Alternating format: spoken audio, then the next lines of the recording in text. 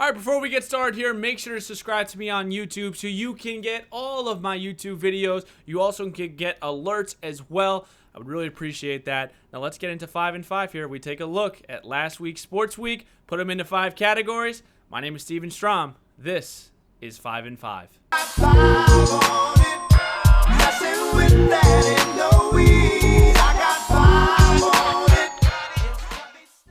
Okay, welcome in here to 5 and 5. We take a look at last week's Sports Week, put them into 5 categories. Let's get this thing started. Number 1 here, what if of the week? Friday night, Oregon absolutely pummeled Utah 37-15. A lot of rumblings about Utah maybe making it to the college football playoff. A lot of NFL talent, as they say. Oregon stomped Utah. Absolutely dominated, won the Pac-12 championship, crushed their dreams. Oregon finishes 11-2. They're going to the Rose Bowl. Here's my biggest what if.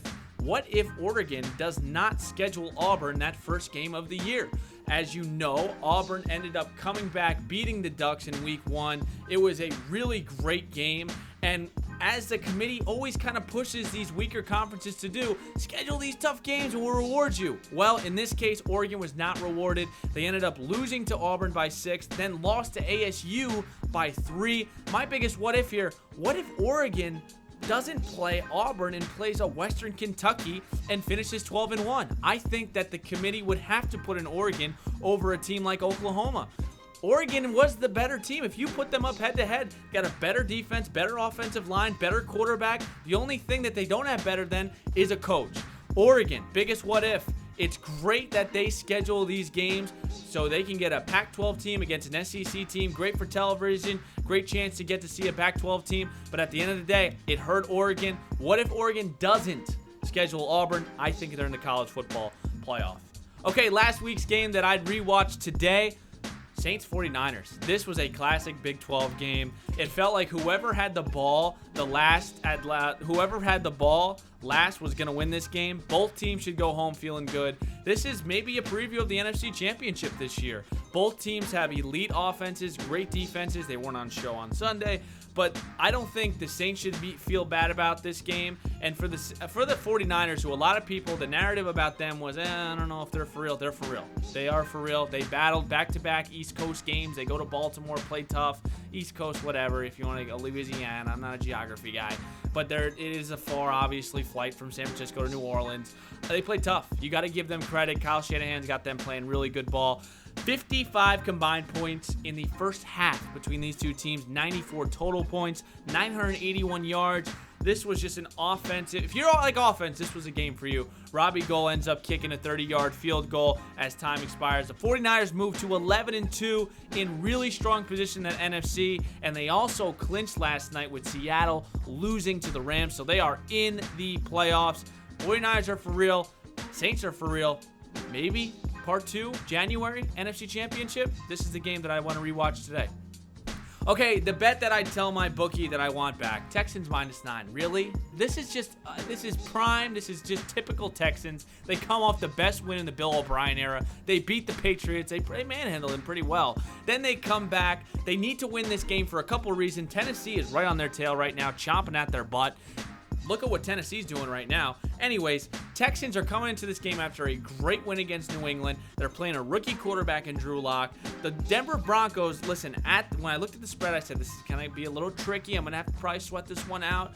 But this was complete domination. Listen to this. The Broncos scored on their first 5 possessions, and they took a 38-3 lead early in that third quarter. They scored more than 24 points for the first time since October 19th, 2018. Okay, we're not done with the stats. This is Nerd Corner. Drew Lock threw for 309 yards, 3 touchdowns, and the Broncos annihilated the Texans. Only John Elway and Marlon Briscoe have thrown for more passing yards in the game in a rookie than Drew Lock. That's unbelievable. Thank you, Texans -9. Now they're in a dogfight. They play Tennessee next week. Definitely keep an eye on that. Complete corner. Odell Beckham Jr.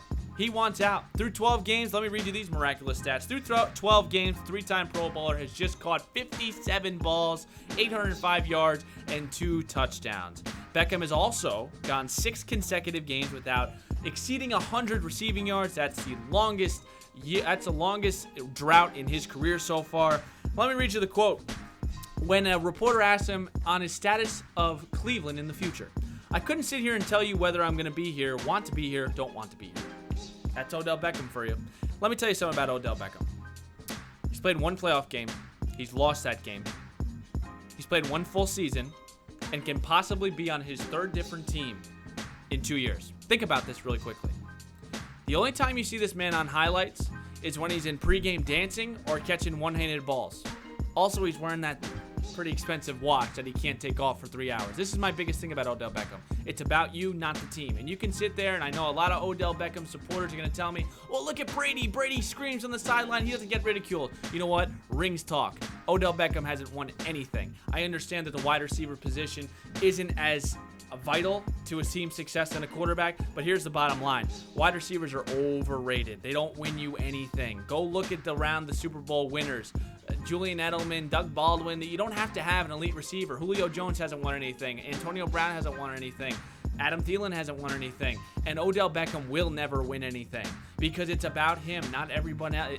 This is my biggest problem with him. And at the end of the day, we are going to remember Odell Beckham for his antics over his achievements. Stephon Diggs has played with 5 different quarterbacks in 5 years. Sean Hill, Teddy Bridgewater, Sam Bradford, Case Keenum, and Kirk Cousins. I haven't heard a peep from him since this year. That's it. Nothing else from the prior years. Odell Beckham can't stop complaining. He wants out of Cleveland already, even though he's under contract.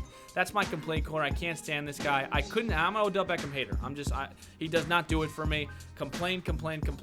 Odell, stay in that corner. Good luck in Cleveland. Last one for you, hot take of the week. Eli Manning, guy's back. Farewell tour. He deserves it. Hot take of the week, scorching hot. Eli Manning dominates these last 4 games. Ready? Eagles, Miami, who has a 30th ranked defense, Washington, who has a 19th ranked defense, and the Eagles again. He'll be a free agent after this year. You don't know if he's going to hang it up or not. Eli Manning can light it up here. Can he light it up? He will light it up. That's why it's a hot take. Eli Manning's going to light this thing up the last 4 games. Maybe he gets a job next year, but you know what? I'm happy for the guy. I hope he gets the reception that he deserves. He's a 2-time Super Bowl winner. One thing to look out for, he is now officially 500 as a career win-loss quarterback. Will that dip? Will that hurt him in his Hall of Fame criteria? We will see. Hot take of the week. Eli Manning lights it up.